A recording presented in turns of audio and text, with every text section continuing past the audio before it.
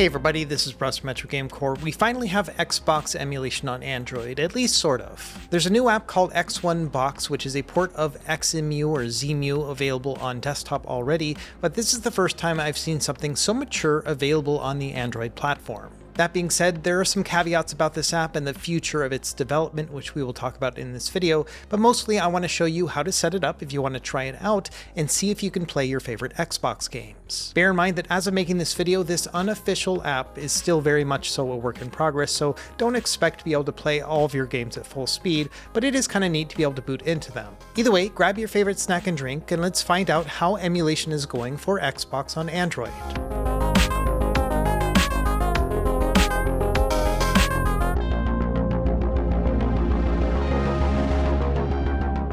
Okay, let's start by talking about Xemu or Xemu. This is the original Xbox emulator. It's been around for years. It's a free and open source app. The team is mostly focused on the desktop versions of these apps, so you can find it on Windows and Linux and Mac.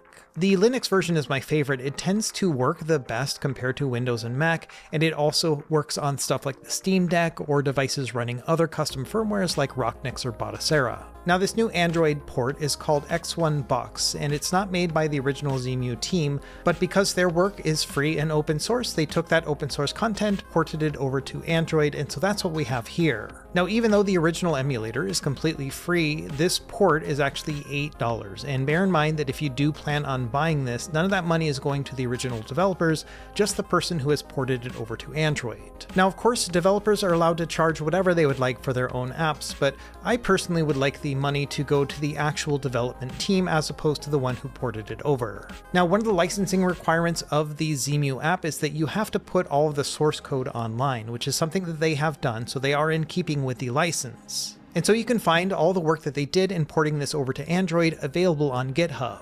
Now to add another layer of complexity to it, another developer took this fork and then forked it themselves and then compiled all that source code into an app that is freely available for download. And of course, all of this stuff is also in keeping with the licensing. So this developer right here has done everybody a favor by making it available for free and open source. So long story short, you've got a couple different options. You could either pay this developer who did this port work and you could have it on the Google Play Store, or you could get the free and open source version that you can just sideload yourself. It is worth noting that I did purchase this app and tried to test it out myself, and afterwards I went to get a refund like you can do on the Google Play Store, and I was not able to get a refund. I'm not sure if I did something wrong, but something to bear in mind if you want to try it out and then get a refund, I was not successful in that. Either way, for this video, we're going to use this one that you can find on GitHub, which again, I will have linked down below. Now, one of the silver linings of this whole setup is that the official Xemu team is aware of this app, and they were hoping that the person would collaborate with them and make an official Xemu Android app, but unfortunately they did not. However, the team does note that they plan on making a free and official Android release eventually. So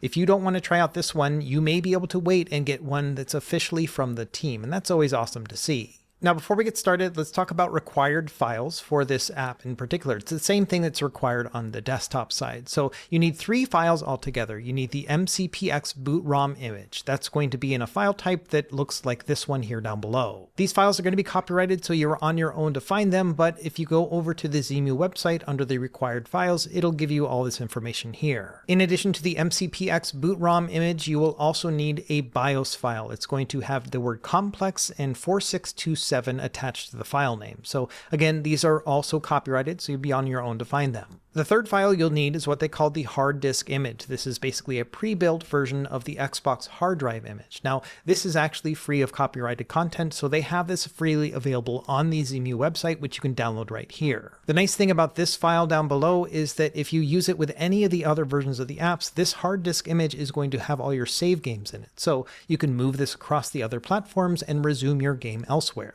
Now, the disk files themselves need to be converted over to what they call XISO format. All the information about this is in the Xemu website as well in the disk images section. The long and short of it is that if you don't have XISO files to start with, you need to rip them from a disk and then use special software to convert them over. It is worth noting that this Android app does have that converter already pre-built into it, so you can use that. I'll show you that in a moment. So to recap, we're going to need 3 different file types for your system files: the MCPX boot ROM image, the flash ROM image, and then that hard disk image as well. And then when it comes to ROM files, they need to be in that XISO file format.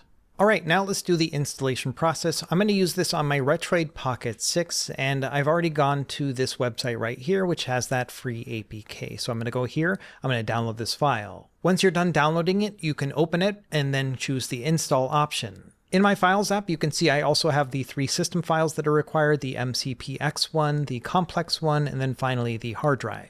So now that we have the app installed, let's go ahead and open it up. And first thing it's going to do is going to ask for that MCPX boot ROM. So we're going to go and click on this button here and then navigate to my downloads folder, and then I will find it right here. Once I've selected it, it'll say copying the file, and then after it goes away, then it should be good to go. From there, scroll down and then hit the next button. It's going to now ask you for the flash ROM file. So we're going to open this up, and that's going to be the one that says complex. We're going to open that one. Same thing, it'll say copying the file and then give it a second. After that, we can go next, and then finally the hard disk file. That's going to be this one right here. This is HDD, so we're going to use that. Depending on the size of this file, it might take a little bit longer to import, and then you should be good. And then finally, it's going to ask you where are your games going to be located. So let's go ahead and choose a games folder here. It's all going to depend on how you have your device set up, but for me, I've got everything in a ROMs folder that is on my microSD card. So I'm going to go here, I'm going to find my ROMs folder and then scroll all the way down. Now I use Emulation Station Desktop Edition as my main front end, which is where all my ROM folders derive. But as I'm making this video, there is no Xbox folder that's available for it. So what I did here is I created a folder by pressing on this button here. I named it Xbox, and then I put my game files inside. As you can see right here, I've only got one. It's Crazy Taxi 3. And so once we're inside of whatever folder that you have all your games in, then we can select use this folder and then allow. And once you've chosen your folder, you're now good. You can hit finish. And this right here is what the interface is going to look like. Kind of bare bones and isn't really intuitive, but this is where you can change out your Xbox folder, go into your settings, and then here is where you can look at your save states, as well as convert those ISO files to XISO like I mentioned before. If we scroll down a little bit more, you can see that right here is Crazy Taxi 3, so it did find that in my folder. I can change it to the cover grid if I would like to be able to see the nice box art as well. Now, before we start playing any games, let me talk about the settings configuration here. There's not a lot of options here, especially compared to the desktop component, but there are a couple things you could mess with. Number one, we can change out the internal resolution scale. If you want to play games at a 2x or a 3x upscale, you can do that, but just letting you know right now that this is going to take a huge performance hit, and as we'll show in a minute, many of these games are not going to play at full speed, even at native resolution, but this might be a feature that will be handy in the future. Below that, we can adjust the aspect ratio. Most of these games ran at a native 4:3 aspect ratio, so that's going to look the most traditional, but if you want to stretch it out or have it at least forced to 16:9, you can do that as well. We'll leave it at the default settings right here so you can see what it looks like. Below that, there is a frame rate limit, so 60 frames per second, 30 frames per second. This may improve performance for you, but it may also break the performance in some games too. So I would definitely try this out and see what works best for you. I'm going to again leave it at the defaults. Now, if you have a more modern Snapdragon chip like the 8 Gen 2 that's found in the Retroid Pocket 6 that we're doing this on, then you can load up custom turnip drivers. These are the same drivers that you can use with a bunch of other emulator apps like for Nintendo Switch and Dolphin and PS Vita. What I typically do is use the recommended drivers from my favorite Switch emulator, which is called Odin. So let me show you really quickly how to do that in case you don't know how. I've got Android setup guides that will walk you through this process, but let's just assume that you do have Odin installed. So you can open up this app, then go into the settings cog, and then down here, there's the GPU driver manager. If you click on that, and then you select fetch, you can see right here, it has the recommended driver, Mr. Purple T23. And what I typically do at that point is I then Google Mr. Purple Turnip, and that will bring up the driver repository right here. And then we want to find the ones that are labeled T23. So I'm going to scroll down right here, T23, and then find the actual assets. Once you find the assets, just click on this little arrow, and then right here, Turnip Mr. Purple T23. So just download that. Once you have that downloaded, go back to the Xbox app, then select Browse, and then go into your Downloads folder and find those drivers. So here they are right here. I'm just going to click on them now, and then it will say that you have to restart the app, so we'll do that here in a moment. Other than that, you've got a couple other options here under performance and then audio. I personally have not changed any of this stuff from the default, but you could try it out if you want. Just make sure you go down to the bottom and select save so that your custom turnip drivers are then saved. After that, I would recommend just swiping up and then exit out of the app, and then we'll open it up again, and then we'll check the settings to make sure that we have those custom turnip drivers. And sure enough, right here, it says that we have them them loaded. So at this point, we are basically ready to start playing around with this app. You don't have to map any inputs or anything else like that. It's just going to work. So from here, you can just click on the game and it should load. One thing I have noticed is that sometimes it's just going to straight up crash. So that's one of the things you'll have to mess around with, is making sure that these games run properly. And often it just requires you to try it multiple times. As you can see here, the second time I tried it, it actually shows the Xbox boot logo. Now, another thing that happens very often with this is that sometimes it'll say, please insert a disk. And if it says that, then you need to exit out of the app and then try it again. Other times, if you see this Xbox logo hanging for a long time, that usually means the game is going to load okay. And so just give it a minute, and then after a moment, you should see the game like this. Now, to exit out of the app or to close a game, you're going to have to swipe from the left to bring up the quick menu. And so it's going to look like this. We don't have a lot of options within here. You can show the touch controls if you would like. And so if you don't have a controller attached to your device, that would be the way to do it. And then you can also save and load a state. Honestly, I haven't tried any of these states yet, but hopefully they do work well. Beyond that, we have the ability to exit to the game library. That means that it'll close out of the game, but not the app. And then we have the ability to quit the app outright. And honestly, in terms of settings, that's about all we have to work with. There are no frames per second counters or any other metrics. You basically just play the game as is, and then you can kind of get a feel for whether or not it's running slowly. So now that we have everything properly set up, let's go over to my other studio room and actually test out a bunch of games, and I can show you how everything is working, at least as of right now, on the Retroid Pocket 6 and other similar devices. Okay, so here is my Retroid Pocket 6 with the Snapdragon 8 Gen 2 and 8 gigabytes of RAM, and I've now loaded up a bunch of games. I've got 12 altogether, so we're going to test all of these alphabetically, and I'll tell you about the experience in terms of performance and how everything looks. After that, we will try out the Odin 3 with the Snapdragon 8 Elite processor to see if we can just add more power to it and how that goes. And then also, I'm going to try out ROCKNIX, which is a Linux-based operating system that does work on the Retroid Pocket 6, and so we'll take a look at how that works on Linux as well. Okay, let's start with Blinx the Time Sweeper. This is a 3D platformer. There was even a sequel that was released on the original Xbox. It's a pretty fun little game, and one that I test pretty often. And unfortunately, this one is what I would consider to be unplayable. It's missing a lot of textures, not only with just the overall gameplay itself, but all of the menus, all of the text and everything. I can't see any of it. It's a wonder that I even got this far in the game in the first place. I just had to blindly press a bunch of buttons until it actually started playing. In terms of performance, it's kind of a moot point anyway because it's not running at a full frame rate, so it feels very slow, and then the fact that I just can't navigate through the prompts means that I'm not going to be able to play this game at all. So yes, I would consider this game to be unplayable. Next up is Crazy Taxi 3 High Roller. I was expecting this game to be fairly easy to run because it is somewhat lightweight. The ROM itself is only like 375 megabytes, so it is one of the smaller games that you can play on Xbox, and this often will run better on low-powered hardware. I think in terms of graphics and textures, everything is fine here, but it is running at what I would consider to be maybe 2/3 speed altogether. And for a game like this that is relatively fast-paced, it does feel a little bit weird. Now, the audio in the game itself runs at full speed, so I can hear the Offspring song and everything else going fine. I'm not going to play it, obviously, for copyright reasons, but yes, the audio is fine, but the game itself plays like it's playing in molasses. It's a similar story with Dead or Alive 3. The textures to me look pretty good. In fact, I think this game is looking very nice, all things considered. But yeah, unfortunately, performance here is also pretty bad. I would put it maybe at about 2/3 speed as well, maybe a little bit slower than that. But unfortunately, something that I would not consider to be playable. Everyone likes to make fun of Dead or Alive Extreme Volleyball because of its rather risque images, but honestly, it's a pretty darn good volleyball game too. So I was hoping to enjoy this one, but unfortunately, it's also playing very slowly, about at the same speed as Dead or Alive 3. So I would not consider this to be playable, but in terms of textures and everything else, it looks accurate. Probably the game I was most looking forward to is Halo Combat Evolved. It's one of my favorite games of all time, and I just want to play this on every platform that I can. Unfortunately, this one does have a lot of slowdown, especially during battles, which I think is like the time you want it to feel the best.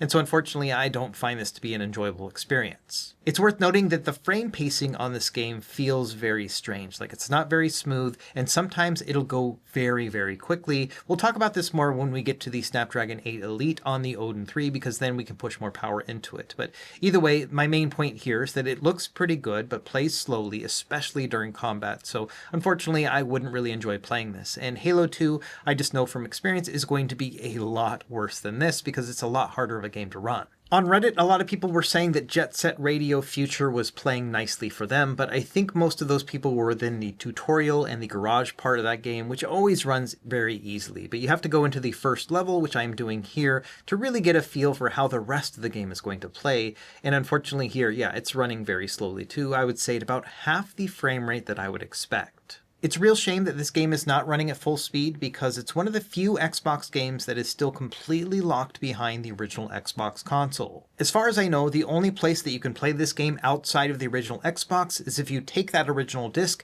and put it in an Xbox 360. It will still work there, but it will not work on an Xbox One or Xbox Series console. That being said, a couple years ago, Sega did say they are going to reboot this game in the future, so hopefully we will see something coming, but I would much rather play the original, at least right now. Next up is Midtown Madness 3, and this game has got all sorts of texture issues as you can see. I can't really see where I'm driving as I test this out. It is worth noting that I rarely have seen this game running correctly even with the desktop version of this app, and so I'm not surprised that it looks all funky here on Android, but yeah, unfortunately I would not consider this to be playable either. Next up is Otogi Myth of Demons. This is one of the first From Software games, and it kind of has a little bit of that feel, but is a bit more forgiving than your typical Demon Souls style game. As far as performance, it feels pretty good. This is probably one of the fastest running games that I tested here today, at least in this first level, but the textures are all over the place. The characters themselves are missing a bunch of different layers, and so I would not really consider this to be playable either. Yes, the game plays well, but it doesn't look very good.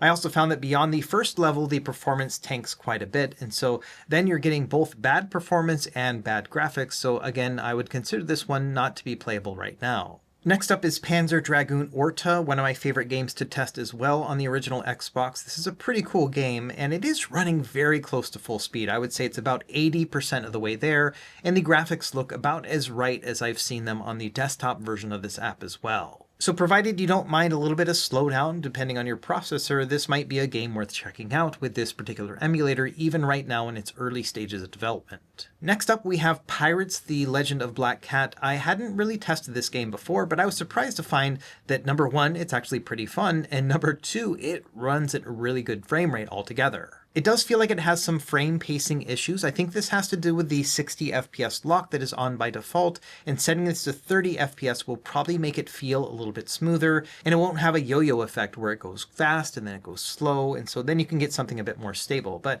yes, I tested this both during the boat battle scene as well as just the individual combat, and this was running pretty well, so I would put this in the stack of a game that I would consider playing on this device. Another game I love testing on the original Xbox is Soul Calibur 2. This is the one that had Spawn as a playable character, which I always thought was really neat. The graphics and everything look correct for me, but the gameplay unfortunately is quite slow. I would say it's probably around 2/3 speed, maybe 3/4 speed altogether. But with a game like this, I would definitely want to play it at a full frame rate, and unfortunately I'm not seeing it here. So yeah, unless we get better performance here, I probably wouldn't play this game in the future. And then finally, the 12th game that I tested, and I'm just a glutton for punishment, I have always wanted to play Tony Hawk's Skater 2X. This is a game that is supposed to be an enhanced version of Tony Hawk Pro Skater 2, which is my favorite version of this game. Unfortunately, I've never gotten this game to boot on Xemu, even on the desktop client. I've heard that other Xbox emulators will sometimes play this game, but it's still not perfect, so unfortunately this is a game that's locked behind the original console as well. Much like with Jet Set Radio Future, if you have an original Xbox disc, you can play that on the Xbox 360, but that's the extent of where it's been ported. So I'm not surprised that we can't get beyond the menu here in this game, but man, at some point I would really love to play it, and this is one of those things that I hope the Xemu team does develop in the future. Now, the Snapdragon 8 Gen 2 that's on the Retroid Pocket 6 that we were just testing is a very capable processor, but there is a more powerful processor out there, the Snapdragon 8 Elite found in the Odin 3. This chipset is limited in the third-party drivers that you can load for it, but I'm just using the system driver right here,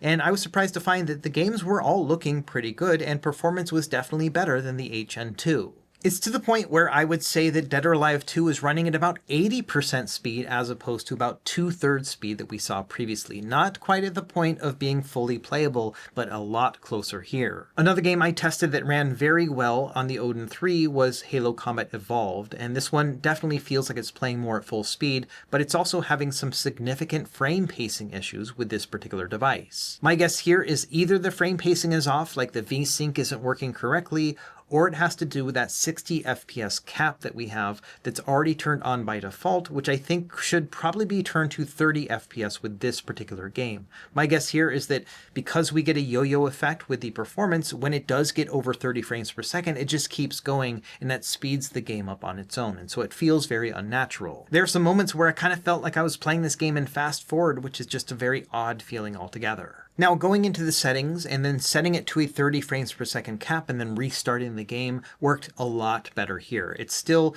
kind of feels a little bit slow as I'm playing the game. I'm not sure if this is just how the game originally felt, and it's been so long since I played it on Xbox that it just feels slow to me compared to like the Master Chief Collection. But either way, yes, it feels like it's playing a lot more smoothly than it was before, and it's not going into that fast forward mode. And so I would recommend, if you do get a game where it is running just kind of overly fast, then set it to a 30 FPS mode and see how that works and whether or not that's going to be a better limit for you. For me personally, I would say that this game is playable on the Odin 3 with that 30 FPS cap, even though it does feel a little bit slow by today's standards. It's also worth noting that you could just play the Halo Master Chief Collection via Game Native or Game Hub, and you could play this game at 60 frames per second with much better graphics as well, maybe at a 720p resolution.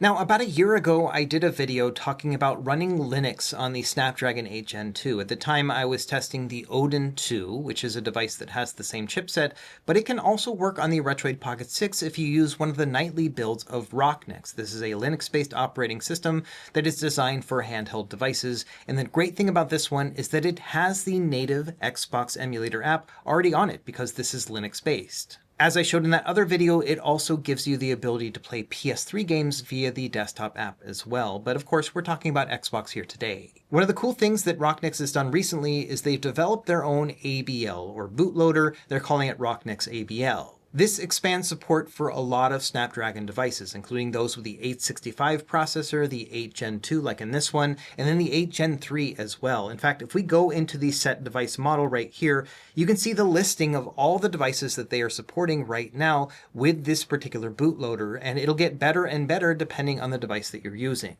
This right here is just a listing of the devices that have the Snapdragon 8 Gen 2 or equivalent chipsets. You can see a bunch of Neo devices, all the Odin 2s, the Thor, and then the two different versions of the Retroid Pocket 6. And so that's pretty awesome that all of these games can run Linux right now. I've been thinking about making an updated video about this. Let me know what you think in the comments down below if you'd like to see me load this up on something like the AYN Thor or the Retroid Pocket 6 like I have here. So for the purposes of this video here, I just loaded up a fresh install of ROCKNIX, and then I went in and loaded up just a few games here, Dead or Alive 3, Halo Combat Evolved, and Soul Calibur 2, to see how they play on the exact same hardware, but this time within Linux. It is worth noting that this device does have a little bit more RAM than the other one. It's got 12 gigabytes of RAM compared to the Silver model, which has 8 gigabytes of RAM, so that may be affecting performance as well.